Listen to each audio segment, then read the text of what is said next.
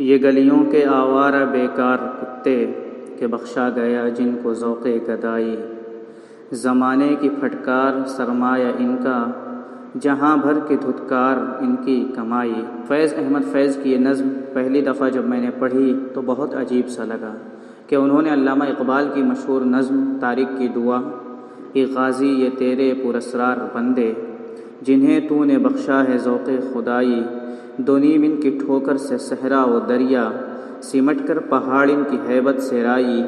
کی کس بے ادبی سے پیروڈی کی ہے، کہاں غازی و پراسرار بندے اور کہاں یہ کتے، کہاں خدائی اور کہاں یہ گدائی،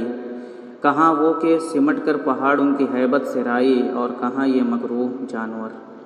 مگر جوں جوں حقیقت سے قریب ہوتا گیا تو پتہ چلا کہ یہ کتے وہ کتے نہیں ہیں جنہیں میں سمجھ رہا ہوں،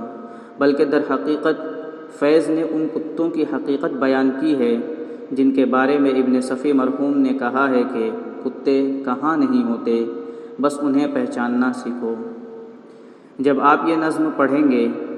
اور پھر اپنے آس پاس نظر کریں گے تو یقیناً یہ کتے آپ کو نظر آ جائیں گے۔ نظم ملاحظہ ہو۔ یہ گلیوں کے آوارہ بیکار کتے کہ بخشا گیا جن کو ذوق گدائی، یہ گلیوں کے آوارہ بیکار کتے کہ بخشا گیا جن کو ذوق گدائی، زمانے کی پھٹکار سرمایہ ان کا، جہاں بھر کی دھتکار ان کی کمائی، نہ آرام شب کو نہ راحت سویرے، غلاظت میں گھر نالیوں میں بسیرے، جو بگڑیں تو ایک دوسرے کو لڑا دو، ذرا ایک روٹی کا ٹکڑا دکھا دو،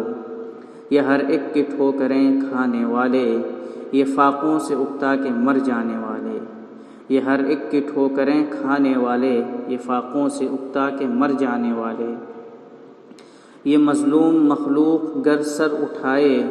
تو انسان سب سرکشی بھول جائے، یہ چاہیں تو دنیا کو اپنا بنا لیں، یہ آقاؤں کی ہڈیاں تک چبا لیں، کوئی ان کو احساس ذلت دلا دے، کوئی ان کو احساس ذلت دلا دے، کوئی ان کی سوئی ہوئی دم ہلا دے، کوئی ان کی سوئی ہوئی دم ہلا دے۔